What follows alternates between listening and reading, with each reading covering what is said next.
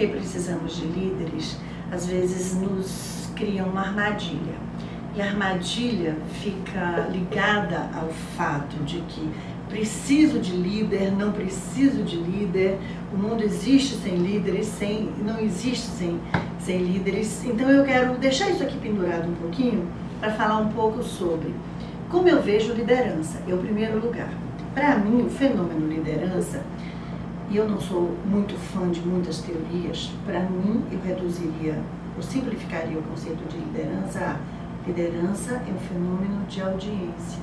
O que quer dizer isso? Alguém fala, muitos escutam. Quanto mais escutam, possivelmente maior a liderança. Então, o fenômeno de audiência significa que é a capacidade que um ser humano tem de impactar a escuta e a ação de outros. Isso é um fenômeno extremamente importante em todo o sistema social. Nenhum sistema social vive sem a capacidade de se alinhar. Agora, quando a gente olha o fenômeno líder, por um lado, e a gente olha o fenômeno do liderado, na nossa cultura, a gente olha o liderado como se fosse alguém que obedece a um líder ou alguém que é menos que um líder. Não. O liderado é quem outorga a liderança.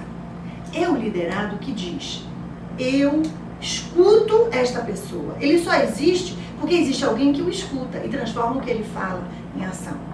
Então, o fenômeno líder-liderado é um fenômeno intrínseco, amarrado, ligado. Não existe líder sem a outorga do liderado. Então, o liderado é uma figura importantíssima.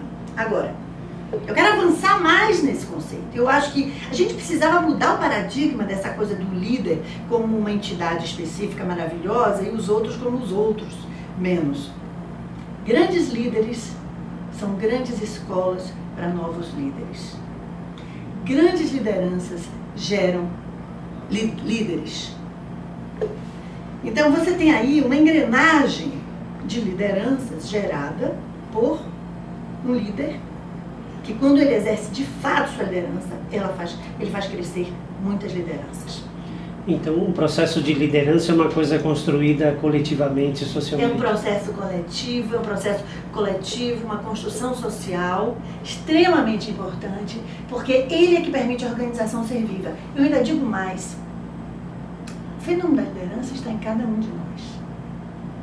Toda vez que a gente encontra um ambiente que a gente consegue se expressar e exercer o que a gente tem de ideia, nós estamos de alguma forma exercendo o estilo de liderança que nós temos. Cada um de nós tem um jeito, um é mais isto, o outro é mais aquilo, um é mais inovador, o outro é mais sistemático, mas uma organização precisa de todos esses traços e perfis. E um grande líder, ele faz emergir, como o Michelangelo extraía dos blocos de mármore, né? O parla, né? Ele olhava o bloco de mármore e ele sabia o que ia sair. Quem já esteve na academia em Florença sabe disso, quer dizer, aquela grandiosidade de você olhar e extrair dali o que é grandioso. Então o líder, ele tem esse papel, mais do que isso, ele extrai o líder que existe em cada um. Então, o fenômeno de liderança é um fenômeno muito grande, muito grandioso e não tem nada a ver com o líder e o não líder. Pelo contrário, não existe um sem o outro, não existe, é uma construção social viva. Tem muitas pessoas que dizem que a cultura brasileira ela é um pouco autoritária, paternalista. Né? Nesse sentido, ela não favoreceria o surgimento de líderes organizacionais? Essa é uma pergunta boa, deixa eu dar uma elaborada nela. Nós temos, o paternalismo não gera liderança. O autoritarismo também não. Eu acho que nós estamos falando aqui de uma liderança madura. As organizações modernas têm demandado, até pela velocidade dos mercados, a capacidade de resposta, as organizações modernas têm demandado um outro estilo que não é o paternalista, nem o autoritário, porque nenhum desses dois responde ao mercado como precisa. Não dá conta da complexidade que as organizações estão vivendo hoje. Então, nessa medida, esse estilo, ele é velho.